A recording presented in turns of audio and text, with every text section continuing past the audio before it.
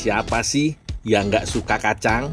Tapi kacang yang satu iki bukan sembarang kacang. Hobinya disco. Kalian pasti tahu kan lur, kalau di Sulawesi Selatan terkenal dengan oleh-oleh kacang diskonya. Nah, kebetulan aku mau bantu-bantu di UMKM kacang disko nih lur. Kudapan ini mampu menimbulkan suara yang khas ketika dikunyah.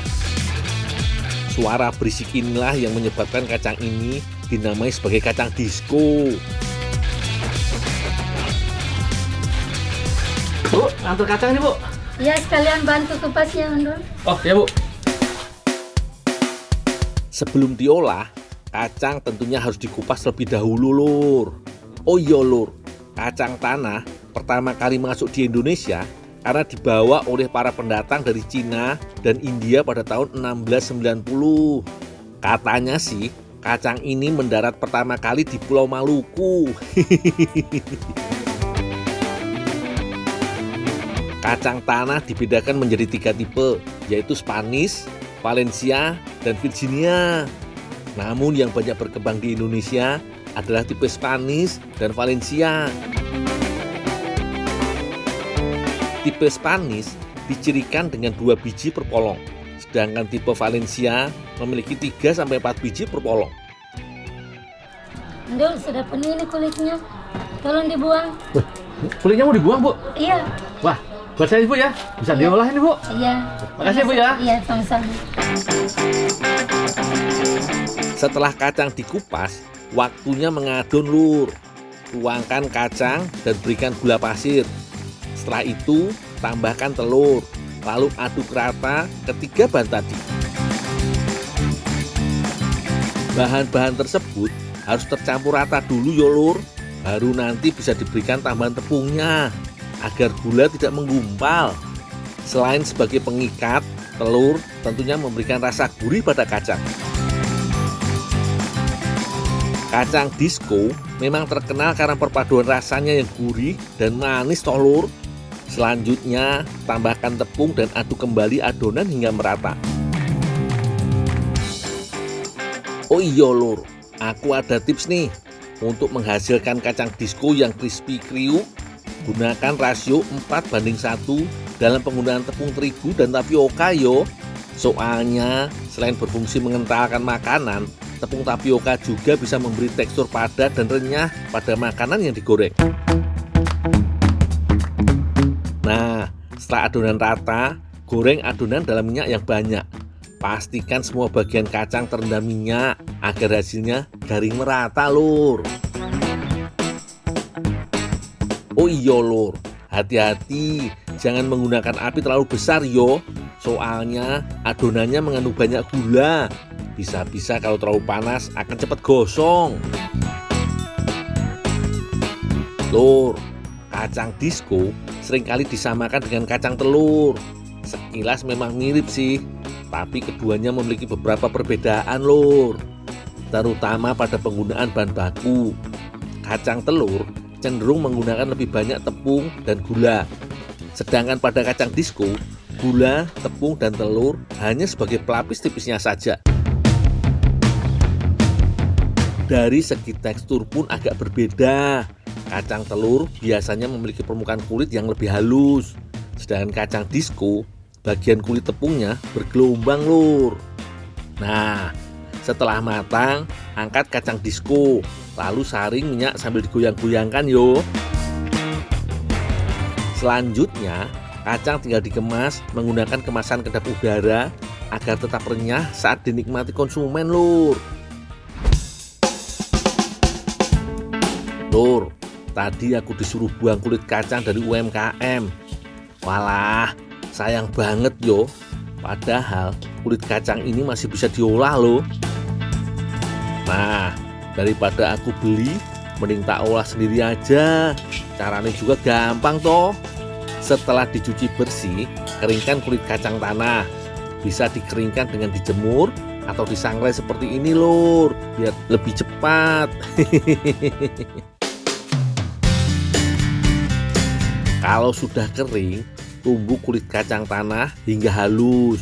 Nah, untuk mencegah adanya kulit kacang yang masih kasar dan berserat, saring lagi tepung kulit kacang hingga benar-benar bersih. Oh iya lur, kulit kacang ini mau aku olah jadi katsu kulit kacang dengan saus palu basah lur. Sebagai campuran adonannya, Dianka mengiris wortel, buncis, serta cabenya.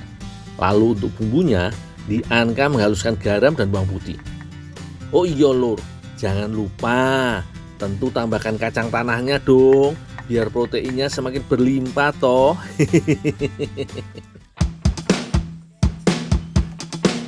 Sementara itu, Dika menyiapkan bumbu untuk cocolannya lur. Bahan dan caranya sederhana aja lur. Cukup iris tipis-tipis bawang merah, bawang putih, serai dan lengkuas. Kemudian sangrai jinten, lada dan ketumbar hingga wangi yo.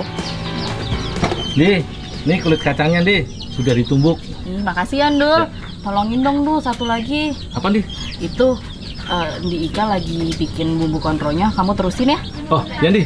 Makasih Ndul.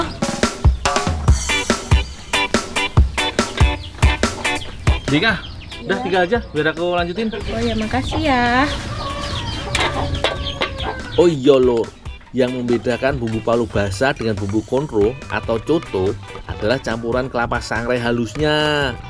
Makanya kuah atau saus palu basah cenderung lebih kental lur. Setelah kelapa disangrai halus, haluskan juga bumbu-bumbu yang tadi telah disangrai ya lur.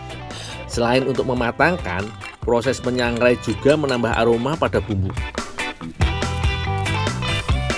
Selanjutnya, panaskan air, lalu masukkan bumbu dan kelapa sangrai halus. Aduk-aduk hingga mengental. Kelihatannya kayak bumbu sate ya lur. Jangan lupa tambahkan garam dan masak hingga matang. Wah, Dianka sudah selesai menyiapkan bumbu dan bahan isiannya lur. Selanjutnya, remas-remas tahu hingga halus. Lalu tambahkan kacang dan campur hingga rata. Kemudian masukkan juga telur dan adon kembali. Berikutnya, masukkan bumbu, garam, dan cabai. Tidak lupa buncis dan wortelnya ya lur. Setelah semua bahan tercampur, pisahkan adonan menjadi beberapa bagian. Selanjutnya, berikan pewarna sesuai selera kalian lur, biar wapi. Tuh, cantik toh lur.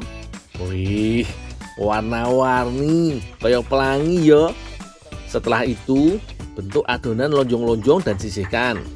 Kocok putih dan kuning telur, lalu ambil adonan yang telah dibentuk. Gulingkan di atas tepung kulit kacang yang telah kuhaluskan tadi lur. Agar hasilnya makin merekat dan garing, lapisi dengan telur dan tepung kulit kacang lagi lur. Terakhir, tinggal goreng adonannya. Pastikan semua bagian terendam minyak dan menggunakan api sedang saja ya lur.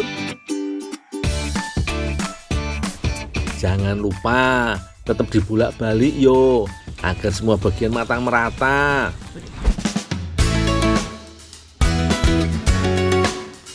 Wih lur, nih udah jadi katsu kulit kacang dengan bumbu palu basahnya. Gimana lur? Cantik ya warnanya, cerah banget. Aromanya juga tidak kalah loh dengan tampilannya. Wangi banget. Yuk deh, kita cobain. Apa aku bilang lur, rasanya mantep. Nggak salah toh kalau aku bilang kulit kacang ini bisa diolah kembali menjadi olahan yang lezat dan bergizi. Makanya lur, besok-besok kalau punya limbah makanan jangan langsung dibuang yo. Siapa tahu masih punya banyak manfaat dan bisa diolah jadi makanan yang mantep kayak gini.